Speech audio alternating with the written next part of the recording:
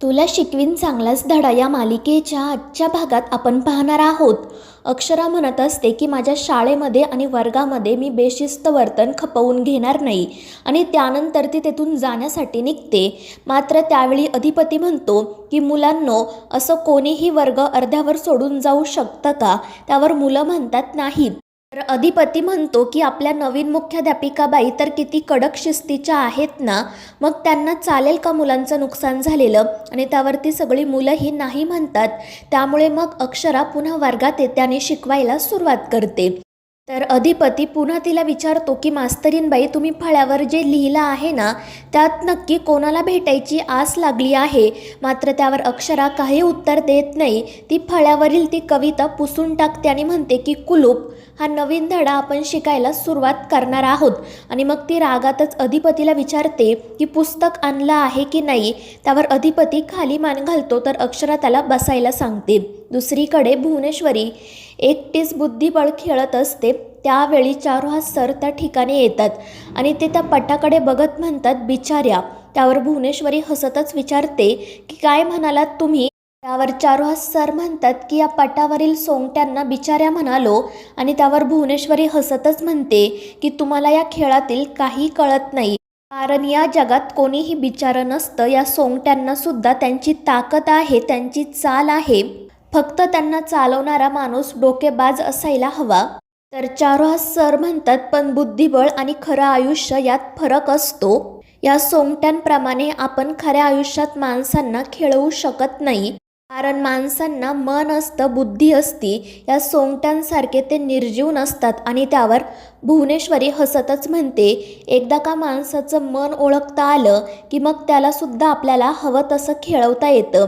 आणि त्यावर चारुहास सर म्हणतात की अगदी खरं आहे तुझं, पण त्या माणसाला आपण जपायचं की आपण त्याचा वापर करून घ्यायचा, हे प्रत्येकाच्या सतसत विवेकबुद्धीवर अवलंबून असतं. कारण बुद्धिबळाच्या खेळात जिंकण्यासाठी एखाद्या वेळी सोंगटीचा बळी द्यावा लागतो, मात्र खऱ्या आयुष्यात असा बळी देऊन चालत नाही. पण भुवनेश्वरी हसतच म्हणते की खऱ्या आयुष्यात सुद्धा जिंकण्यासाठी जर कोणाचा बळी द्यावा लागला तरी काय हरकत आहे?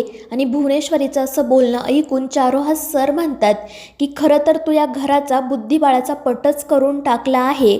आणि मी इथे तुला हेच सांगण्यासाठी आलो होतो की हे सगळं थांबव आता. पण मला तुझ्याकडे बघून तसं काही वाटत नाही. पण एक गोष्ट लक्षात ठेव, सध्या तू हे बुद्धिबळ एकटीच खेळते दोन्ही बाजूंनी, त्यामुळे तूच जिंकत आहे. पण जेव्हा तुझ्याच ताकदीचं कोणीतरी या घरात येईल आणि तुला प्यादं बनवेल ना, तेव्हाच तुला कळेल. आणि त्यावर भुवनेश्वरी म्हणते की जरी आम्ही प्यादं बनलो ना, तरी आम्ही वजीरच असणार आणि ही सगळी बाकीची प्यादी आम्हाला हवी तशीच आम्ही हलवणार. आणि त्यावर चारुहास सर म्हणतो, पण एक गोष्ट विसरतीयस तू. आणि त्यावर चारुहास सर म्हणतात, पण यातील एक प्यादं जर शेवटच्या घरापर्यंत गेलं तर ते सुद्धा वजीर बनू शकतं. मात्र भुवनेश्वरी म्हणते की आम्ही कोणत्याच प्याद्याला शेवटच्या घरापर्यंत जाऊ देणार नाही. तर दुसरीकडे अक्षरा अधिपतीचं शाळेत ॲडमिशन कसं झालं याचाच विचार करत असते. त्याच वेळी क्लर्क सर त्या ठिकाणी येतात. ते अक्षराला विचारतात की काय झालं मॅडम? त्यावर अक्षरा विचारते की अधिपती सूर्यवंशी आपल्या शाळेत कसे काय आले? त्यावर ते सर सांगतात की त्यांनी रीतसर ॲडमिशन घेतलं आहे आणि पूर्ण वर्षाची फी देखील भरली आहे. आणि ते ऐकून अक्षराला धक्का बसतो. ती म्हणते, हे कसं शक्य आहे? प्रभारी असले तरी मी मुख्याध्यापिका आहे आणि माझ्या सही शिक्क्याशिवाय त्यांचं ॲडमिशन होऊ शकत नाही. आणि ते ऐकून ते सर घाबरतात. पण त्यानंतर अक्षराला अधिपतीचा प्रवेश अर्ज दाखवत म्हणतात की हे बघा मॅडम, त्यांच्या प्रवेश अर्जावर तुमची सही आहे. आणि त्या अधिपतीच्या प्रवेश अर्जावर आपली सही बघून तर अक्षराच्या पायाखालची जमीनच सरकते. ती म्हणते, हे कसं शक्य आहे? मी त्यांच्या प्रवेश अर्जावर सही केलीच नाही. पण ते सर म्हणत असतात की मॅडम, मला तर वाटलं तुम्हीच त्यांना ॲडमिशन घेऊन दिलं असेल, कारण ते तुमचे मिस्टर आहेत ना. त्यावर अक्षरा म्हणते, नाही, ही सही कोणीतरी माझ्याकडून करून घेतली आहे, तेही माझ्या नकळत. तर दुसरीकडे इरा तिच्या आईबाबांकडे जाते. ती त्यांना विचारत असते की मी मगाशी जे काही बोलले त्याचा विचार केलाय का तुम्ही? त्यावर ते विचारतात की नक्की कशाबद्दल बोलतेस तू? आणि त्यावर इरा म्हणते की तुमच्या एक गोष्ट लक्षात आली आहे का? अक्षराने अधिपतींना निखिलला पुन्हा नोकरीवर घ्यायला सांगितलं आणि अधिपतींनी त्यांना त्याची नोकरी परत दिलीसुद्धा.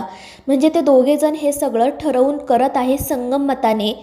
फक्त फक्त आम्हाला त्रास देण्यासाठी. आणि तिचं हे बोलणं ऐकून इराचे आई बाबा तिला समजवतात की आपली अक्षरा आणि अधिपती असं कधीच करणार नाही. मात्र इरा काही ऐकूनच घेत नाही. ती अधिपती आणि अक्षरावर वाटेल ते आरोप करत असते.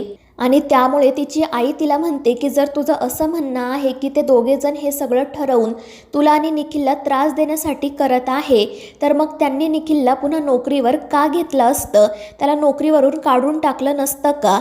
आणि तिच्या या प्रश्नावर इराकडे काहीच उत्तर नसतं. तर तिची आई म्हणते की खरं तर मला असं वाटत आहे की तूच आमच्यापासून काहीतरी लपवत आहे आणि मला पूर्ण खात्री आहे की त्या निखिलनेच काहीतरी चूक केली असणार, म्हणून अधिपती रावांनी त्याला कामावरून काढून टाकलं.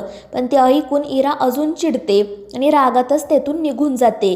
तर तिचे आई बाबा पुढे काय करायचं या गोष्टीचा विचार करत असतात. दुसरीकडे अक्षरा विचार करत असते की या फॉर्मवर मी नक्की सही केव्हा केली. आणि मग ती त्या सरांना विचारते की तुम्ही या 2-3 दिवसांमध्ये माझी कोणकोणत्या कागदपत्रांवर सही घेतली आहेत. त्यावर ते सर सांगतात की मॅडम मी रोजच तुमची कोणत्या ना कोणत्या कागदपत्रांवर सही घेत असतो. त्यावर अक्षरा म्हणते मग मला असं वाटतं की त्यातीलच एखाद्या कागदपत्रासोबत हा फॉर्मसुद्धा माझ्याकडे आला असेल आणि मी त्यावर सही केली असेल. आणि मग त्यानंतर तिला आठवतं की 2 दिवसांपूर्वी मिताली तिची एक मैत्रीणसुद्धा सुट्टीच्या अर्जावर सही घेण्यासाठी आली होती. आणि त्यानंतर तिला त्यावेळी घडलेला सगळा प्रकार आठवतो आणि तिची खात्री पटते की त्या दिवशी मुलांनीच माझ्याकडून या कागदावर सही घेतली असणार. आणि मग ती प्यूनला त्या तिघांना बोलवायला सांगते. तर दुसरीकडे अक्षराची आई तिच्या बाबांना म्हणत असते की आपण असं किती दिवस शांत बसायचं आहे, सगळं वातावरण पूर्वीसारखं करायचं असेल तर आपल्याला काहीतरी हालचाल करायलाच हवी. त्यावर बाबा म्हणतात तुझ्या डोक्यात काय सुरू आहे ते मला व्यवस्थित कळतंय, पण आपण असं करायला नको. त्यावर अक्षराची आई म्हणते पण जर आपण भुवनेश्वरी मॅडमसोबत बोलायला गेलोच नाही तर अक्षरा त्या घरात कधी जाऊ शकत नाही. आपण जर त्यांच्यासोबत जाऊन बोललो तर त्यांना नाही म्हणणं जड जाईल. मात्र बाबा म्हणतात की अक्षराने आपल्याला सांगितलंय ना की आपण त्यांच्याकडे जायचं नाही, जर आपण असं केलं तर ती हे घर सोडून जाईल. आणि त्यावर अक्षराची आई म्हणते की बरोबर आहे तुमचं, आणि आपल्याला काय आपली मुलगी जड नाही आहे, पण तिने तिचा संसार करू नये का? आपल्याला तिच्या सुखाचा विचार करायला हवा ना. त्यावर तिचे बाबा म्हणतात हो अगदी बरोबर आहे तुझं, पण तू या सगळ्यामध्ये एक गोष्ट विसरतेस की अधिपती अक्षराला भेटतात, ती जे सांगते ते ऐकतात, म्हणजे ती एक वाट मोकळी आहे. त्यामुळे आपण सध्या तरी काहीच करायला नको. कधी कधी काही न करणं ही सुद्धा एक कृतीच असते. आणि ज्या क्षणी आपल्याला वाटेल ना की आता दुसरं काही शक्य होणार नाही, त्यावेळी मग आपण काहीतरी निर्णय घेऊ. आणि त्यावर तिची आईसुद्धा हो म्हणते. दुसरीकडे मिताली, रेणुका आणि विनायकला अक्षरा बोलावून घेते. ते तिघे खूप घाबरलेले असतात. तर अक्षरा त्यांना विचारत असते की मी तुम्हाला इथे का बोलावले, कळलं असेलच ना? पण ते तिघेही नाटक करत म्हणतात की नाही मॅडम, आम्हाला तर काहीच माहिती नाही. तर अक्षरा त्यांना स्पष्टपणेच विचारते की अधिपतींच्या प्रवेश अर्जावर सही तुम्हीच माझ्याकडून करवून घेतली ना? मात्र ते तिघेही ही गोष्ट काही कबूल करत नाही. अक्षरा त्यांना विचारण्याचा, त्यांच्याकडून कबूल करून घेण्याचा खूप प्रयत्न करत असते.